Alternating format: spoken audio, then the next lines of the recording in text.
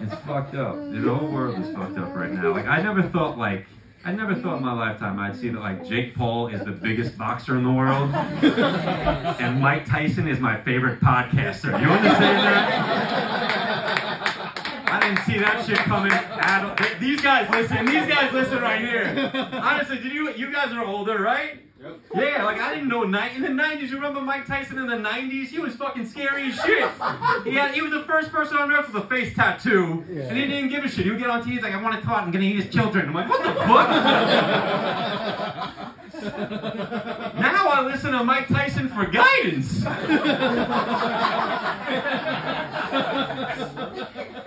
I tune in, he's like, listen, not everybody in your family is your friend. I'm like, what the fuck? How does he know my family? What the fuck? God damn. Family's messed up. My mom passed away right before the pandemic. She knew something. She knew what was coming. And she did.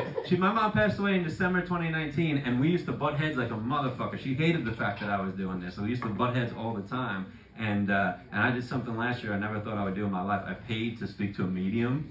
Yeah, ooh, somebody just gave us a gas, like, but seriously, I paid $300 to speak to a medium, and honestly, I was blown away, because for an hour, this woman got every fucking detail about my life correct, every name, every birth date, relationships in our family, what I did, all this stuff, secrets about me nobody else knew, for an hour straight. I was blown away, and then at the end of the hour, she just goes, and your mother wants you to know that she's so proud of you, and she's so proud of your career. And I was like, that ain't my mom.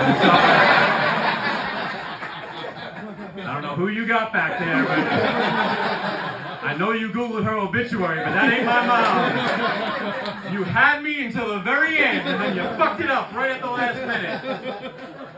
That's a joke, obviously. I cried like a bitch. I have a follow-up appointment in December 2024. So, like, let's hope I make another $300 doing comedy before then. It's funny, you know what's messed up about that? My mom died at 65. Her mother, 97 years old, and is in perfect fucking health. Wow.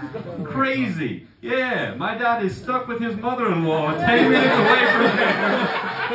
She'll still call him to change light bulbs and stuff. She's like, Al, are you around? He's like, what the fuck is this?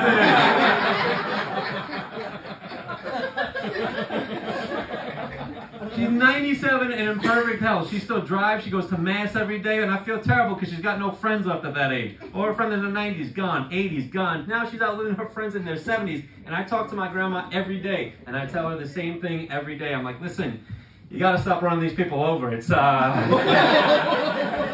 not fair to anybody, to be honest. My families are very upset. I don't have time to have this conversation every day. But it's fucked up. The only thing that's going now is she just stopped driving. So you're safe here in Queens. It is true. She's the only white lady left on the road. It's true. My grandma's the only white lady left in an Indian neighborhood, and she's so confused. She thinks they're Italian still. She does. She calls, she'll complain about the Italians, and I'm Italian. Right? She'll call me thinking I'm like 100% Irish. I'm like, no, not so. But she's like, I don't know what's going on with this new wave. They're a lot more tan than the last wave. I don't have time for this. Like, I have to just make something up. I'm like, yeah, they're Sicilian. Don't worry about it. She's like, I bought garlic the other day, but it tastes funny. I'm like, it's curry, but again, I don't have time. She's like, I saw a woman the other day that had a full mustache, and I'm like, that could go either way.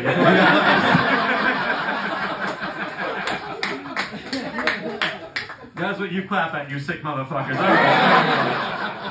But it's weird, like I do this shit and I got a big family. I finally worked up the nerve to block all my family on social media last year. I finally worked up the nerve. It was like 25 people I had to block on social media. And now I have 6 nieces and nephews, and now they started following me. I'm like, God damn it. I don't want my 8-year-old nephew came up to me at Christmas time. He came up to me and he just goes, you want to play a game? I'm like, all right, fine. I'm thinking he's going to play like Connect 4 or some shit. Then he comes up to me and goes, you want to play a game? I'm like, yeah, sure. And he just goes, let's play Smash or Pass.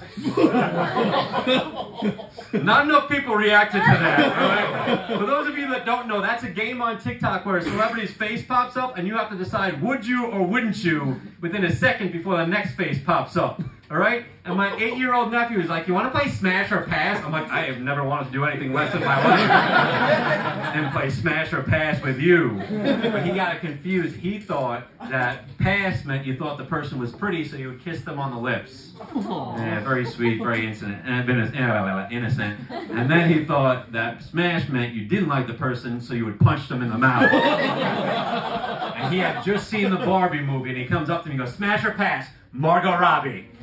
She's so pretty. Pass. Definitely pass. I'm like, oh, goddamn, I just dodged a bullet right there. But it didn't stop there. He goes, Ryan Gosling.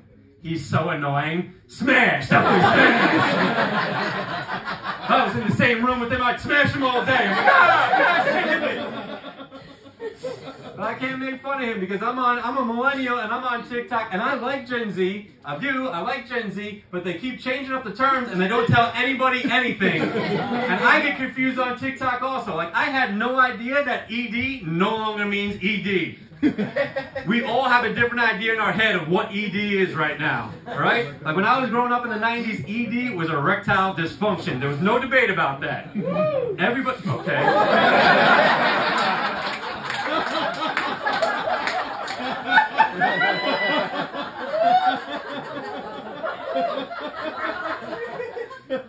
Long Island.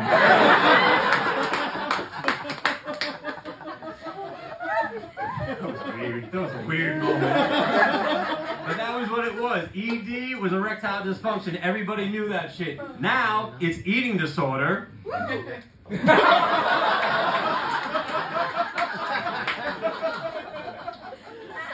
This is the last minute on stage of the night. I just want to go home. Now it's eating disorder and nobody told anybody anything. And I was confused as shit on TikTok one day because girl after girl on my feed was like, trigger warning, here comes my ED story. Like, what the fuck? Who are these girls hanging out with? Goddammit? I was just like, why can't these skinny girls get boners? I don't understand. And I tried to be helpful. I commented, I'm like, you guys know ED means erectile dysfunction, right? And they're like, okay, boomer. Actually, it means eating disorder. And that made me feel even worse. Like, I've been walking around for 20 years. I had no idea that all these old men had food issues like that. So terrible. That's my time. My name is Brian Grossi.